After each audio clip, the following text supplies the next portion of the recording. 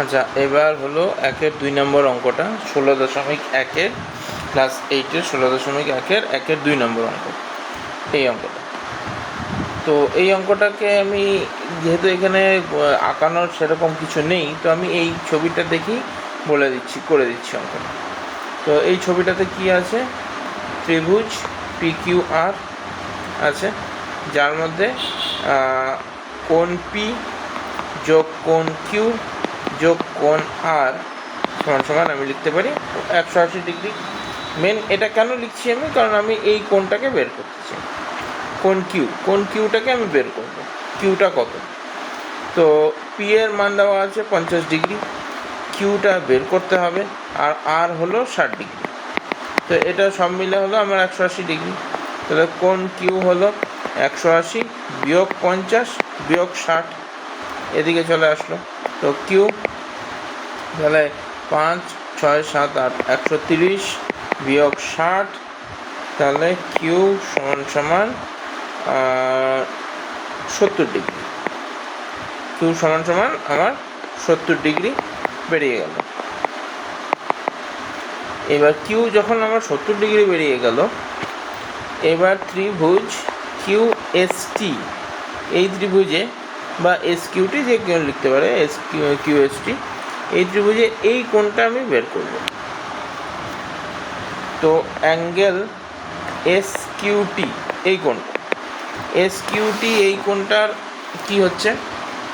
SP হলো আমার একটা সরলরেখা, SP সরলরেখা।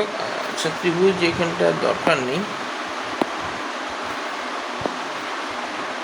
SP একটি সরলরেখা। তাহলে SQT, এই কোণটা কত হবে? 180 বিয়োগ, এটা বের করলাম আমরা এক্ষুনি, 70 ডিগ্রি। তো 70, 180 বিয়োগ 70, তো 110 ডিগ্রি। তাহলে QST আমার কত, বা SQT আমার কত হলো? SQT হলো 110 ডিগ্রি।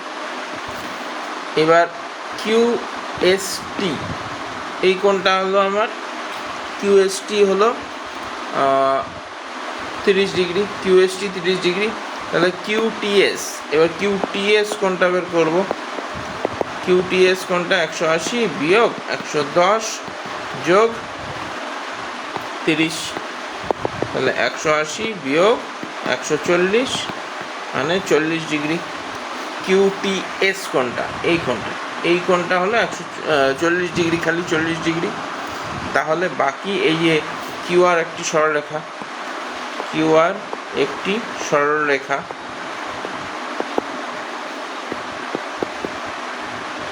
তাহলে সরলরেখা হলে কি হবে? দুটো কোণের সমষ্টি 180 ডিগ্রি হবে। সেই জন্য x সমান 180 বিয়োগ 40 ডিগ্রি মানে 140 ডিগ্রি। তাহলে x এর মান হবে আমার 140 ডিগ্রি। তো আমি কি করলাম? প্রথমে PQR, এই ত্রিভুজের এই কোণটাকে বের করলাম। 180 থেকে আমি এই 60 আর 50 দুটোকে বিয়োগ করে দিলাম, চলে আসলো আমার এই কোণটা। এবার এই কোণটা আর এই দিকের এই কোণটা দুটো একটা সরলরেখার উপরে আছে, তার মানে দুটো মিলে আমার 180 ডিগ্রি তৈরি করবে। তাহলে এটা যদি আমার 70 ডিগ্রি হয়, 70 ডিগ্রি হয়, তাহলে এই কোণটা কত হবে? এই কোণটা আমার 180 বিয়োগ 70 করলাম, 110 ডিগ্রি চলে আসলো। এবার QST ত্রিভুজের এবার এখানটা লিখে দিই, ত্রিভুজ QST ত্রিভুজের একটা কোণ 30 ডিগ্রি, একটা কোণ 180 ডিগ্রি, 110 ডিগ্রি, আর একটা কোণ কত হবে? তো 180 থেকে 110 আর 130 যোগ করে আমরা বিয়োগ করে দিচ্ছি, তাহলে বাকি যেটা থাকছে সেটাই হলো এই কোণটা। আবার এই কোণটা এই সরলরেখা বরাবর আছে, তাহলে দুটো কোণ মিলে x প্লাস এই কোণটা মিলে আমার 180 ডিগ্রি তৈরি করবে। তো 180 থেকে যদি আমি এই কোণটা বিয়োগ করে দিই, তাহলে x এর মান আমি পেয়ে যাব। যেটা আমরা এক্সের মান পেয়ে গেলাম। তো এইভাবে কিন্তু এই অঙ্কটা কমপ্লিট করতে হবে।